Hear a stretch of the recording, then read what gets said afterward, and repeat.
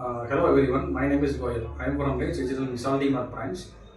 So இப்போ நம்ம என்ன மாடல் பார்க்க போகிறோம்னா ராக் ஸ்டிக்ஸ் G615 மாடல் பார்க்க போகிறோம். ஸோ அந்த மாடல் பார்த்தீங்கன்னா உங்களுக்கு ராக் G615 மாடலு S5190WSங்கிற மாடலு. ஸோ இதோட மாடல் பார்த்தீங்கன்னா நம்ம ஸ்பெசிஃபிகேஷன் பார்த்துக்குவோம்.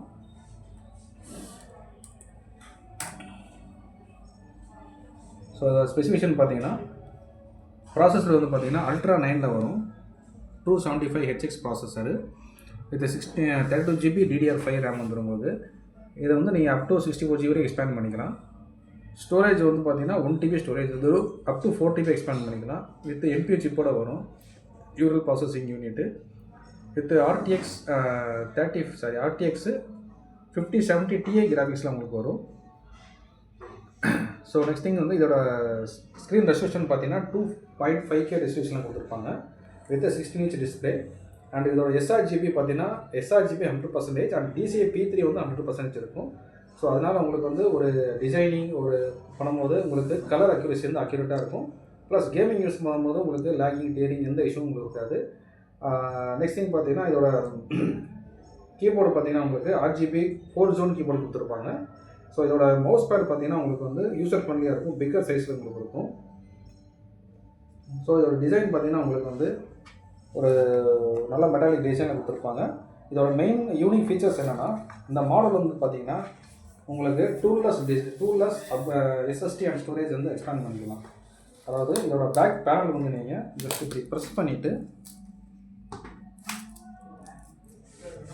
ஓப்பன் பண்ணிங்கன்னா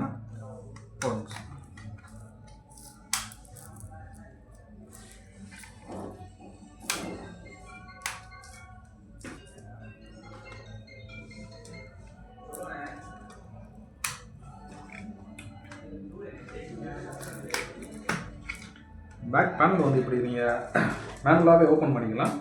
ஸோ இதில் வந்து பார்த்தீங்கன்னா உங்களுக்கு இது 2 ஸ்லாட்டுமே ஸ்டோரேஜ் ஸ்லாட்டு, ஒரு ஸ்லாட் எம்டியாக இருக்கும். இந்த ஸ்லாட்டில் வந்து பார்த்தீங்கன்னா அப் டு நீங்கள் வந்து 2TB up to 4TB expand பண்ணிக்கலாம். இந்த ஸ்லாட்லேயே நீங்கள் வந்து எக்ஸ்பேண்ட் பண்ணிக்கலாம். ஸோ இது வந்து பார்த்தீங்கன்னா ரேம் ஸ்லாட் உங்களுக்கு ரேம் ஸ்லாட் வந்து ஒரு ஸ்லாட் ஃப்ரீயாக தான் இருக்கும். இதில் 32GB வரைக்கும் நீங்கள் 64GB வரை எக்ஸ்பேண்ட் பண்ணிக்கலாம். ஸோ வந்து இதை நீங்கள் வந்து மேனுவலாகவே வந்து பார்த்தீங்கன்னா SSD அண்ட் ஸ்டோரேஜ் வந்து எக்ஸ்பேண்ட் பண்ணிக்கலாம்.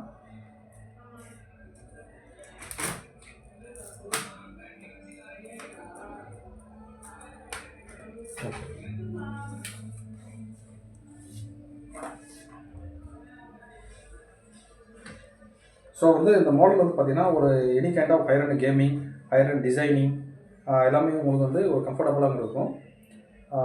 இதோட ரெஃப்ரெஷ் ரேட் பார்த்தீங்கன்னா உங்களுக்கு 240Hz கொடுத்துருப்பாங்க. ப்ளஸ்ஸு ரேம் 32GB, ஸ்டோரேஜ் வந்து 1TB. ஸோ வந்து உங்களுக்கு வந்து ஒரு டிசைனிங் கேமிங் வந்து யூஸ் பண்ணும்போது ஒரு பெட்டர் உங்களுக்கு வந்து ஒரு மாடலாக இருக்கும். So thank you.